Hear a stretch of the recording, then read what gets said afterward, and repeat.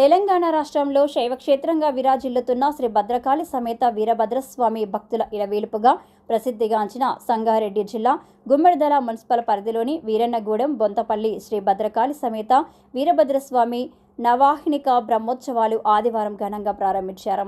ఈ బ్రహ్మోత్సవాలు 8 ఆదివారం నుండి 16వ తేదీ సోమవారం వరకు కొనసాగుతాయని ఆలయ చైర్మన్ మధ్య ప్రతాప్ రెడ్డి, ఆలయ ఈవో శశిధర్ గుప్తా తెలిపారు.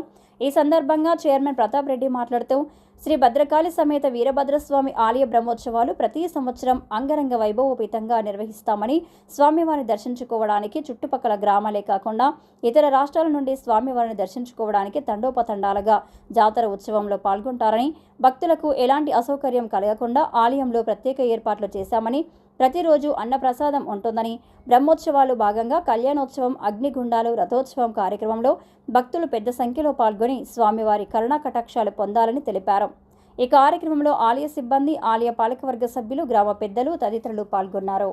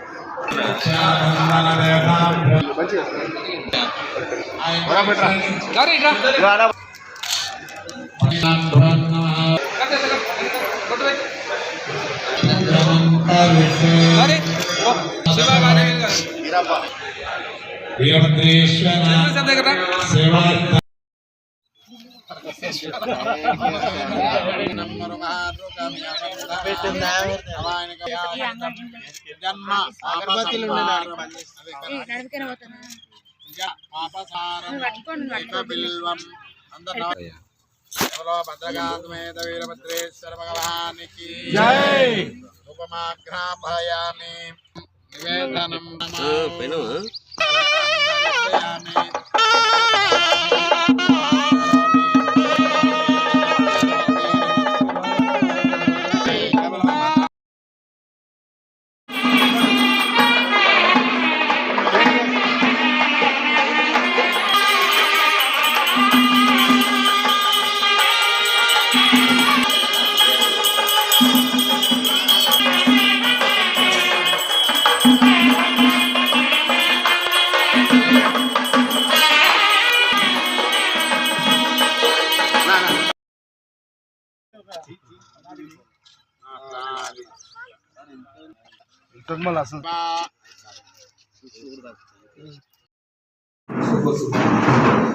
నమస్కారం.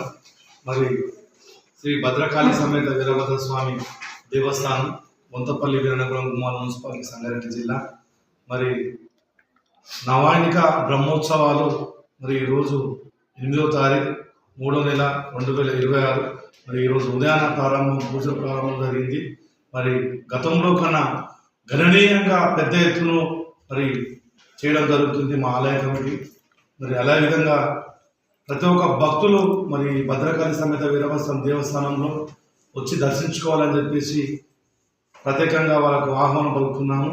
భక్తులకు ఎలాంటి ఇబ్బందులు లేకుండా అన్ని సౌకర్యాలు, భోజనాలు కానీ అన్ని సౌకర్యాలు ఎప్పటికప్పుడు మా ఆలయ కమిటీ ముందుండి పర్యవేక్షిస్తున్నాము. మరి ఆలయ ఈవో కానీ, అర్చకులు కానీ, సిబ్బంది కానీ ఎప్పటికప్పుడు మాకు ఆలయ కమిటీకి చెప్తుంటే వాళ్ళ భక్తులకు సుమారు మాకు 12, 13, 14 తేదీల్లో 70 నుంచి 1 లక్ష వరకు భక్తులు వచ్చే అంచనా ఉన్నది. అదేవిధంగా వాళ్ళకు ఎలాంటి ఇబ్బందులు లేకుండా అన్ని రకాలుగా ముందే ఏర్పాట్లు చేస్తున్నాము. మరి 12వ తారీఖు అగ్నిగుండాలు, 13వ తారీఖు కళ్యాణం ఉంది, 14వ తారీఖు రథోత్సవ కార్యక్రమం ఉన్నది.